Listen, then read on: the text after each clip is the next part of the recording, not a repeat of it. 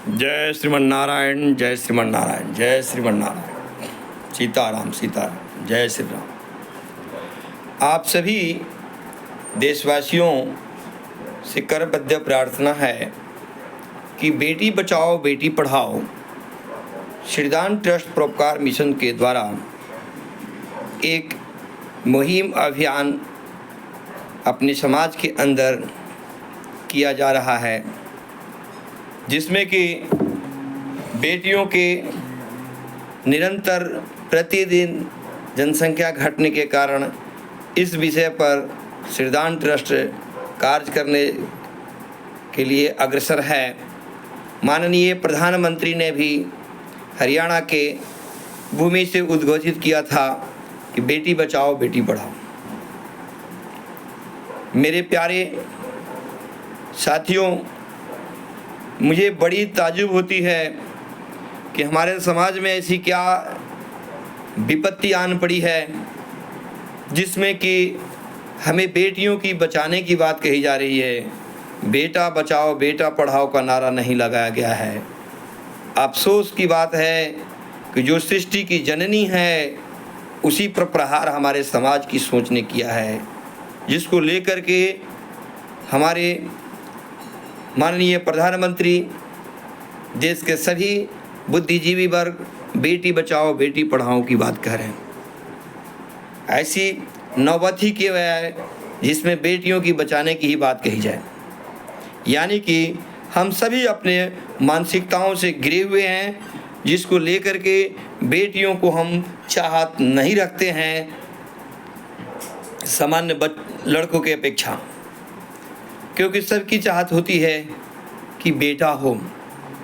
यदि ऐसी सोच केवल रखी जाए तो आने वाले समाज में हमें एक बहुत ही बड़ी समस्या का सामना करना पड़ेगा। जो सृष्टि की जननी है उसको हम कैसे डिनाई कर सकते हैं। बेटियां ही हमारे समाज की जननी हैं। यदि बेटियों को समाज से बहिष्कार कर दिया जाए, उनको एक्सेप्ट नहीं किया जाए, उनको भ्रूण हत्या कर दिया जाए, तो ये समाज आगे की तरफ कैसे बढ़ेगी। मेरे दोस्तों, आज के डेट में हर माँ बाप किसी न किसी रूप से परेशान है, अपने आर्थिक स्थिति को परेशान है। उन आर्थिक स्थितियों को देखते हुए वो लाचार और मजबूर हो जाता है।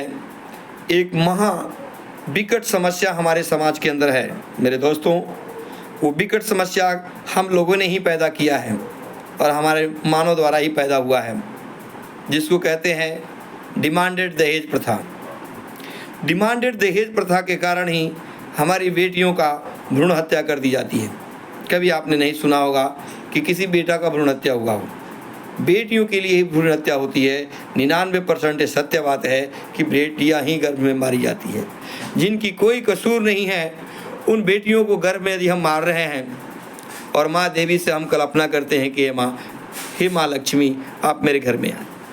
जब वो माँ लक्ष्मी के रूप होकर के आपके घर में आती हैं तो आप उनको पहले गर्भ में ही मार दे रहे हैं, तो माँ लक्ष्मी प्रसन्न कैसे होंगी, माँ सरस्वती प्रसन्न कैसे हों। जो भी विचारधारक इस तरीके की मानसिकताओं के लोग हैं, जो समाज में बेटियों को नहीं चाहत रखते हैं, तवज्जो नहीं देते हैं और उनके लिए उनके लाइफ में केवल बच्चे ही जो है चाहत होते हैं, मैं उन सभी से आग्रह करूंगा कि ऐसी अपनी सोच को बदलें।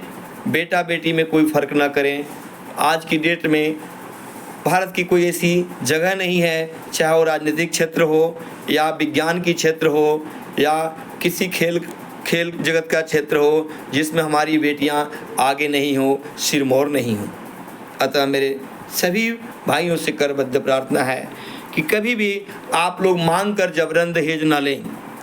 मांग के जब जबरन दहेज लिया जाता है तो माँ बाप उस टाइम में वो मजबूर हो जाता है, वो भ्रूण हत्या करने के लिए मजबूर हो जाता है, जिस कारण जो है बेटियों की जनसंख्या निरंतर हमारे समाज में कम होती जा रही है।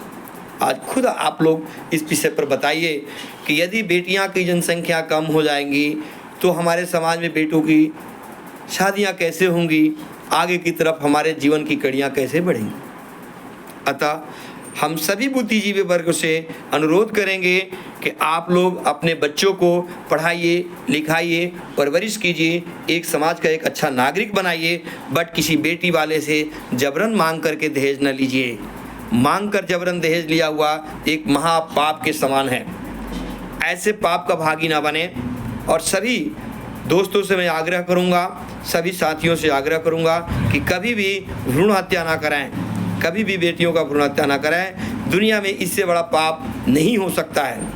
श्रद्धान ट्रस्ट परोपकार मिशन आप सभी साथियों से हाथ जोड़ विनती कर रही है कि आप लोग इस मुहिम में शामिल हों, बेटी बचाओ बेटी पढ़ाओ में, और अपने बेटियों को समाज में बचाने का और पढ़ाने का काम करें, उनको भ्रूण हत्या ना करें।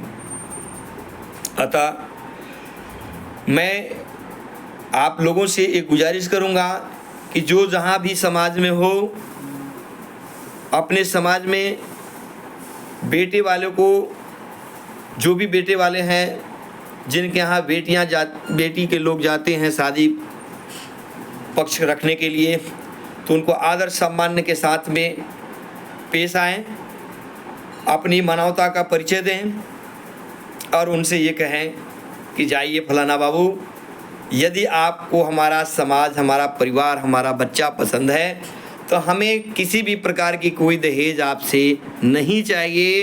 केवल टू आप हमारे जो अतिथिगण होंगे, जो आपके दरवाजे जाएंगे, उनको सम्मान और इज्जत प्रतिष्ठा कीजिएगा।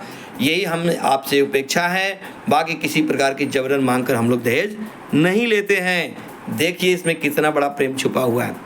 मेरे दोस्तों, वो माँ बाप जो अपनी बेटी की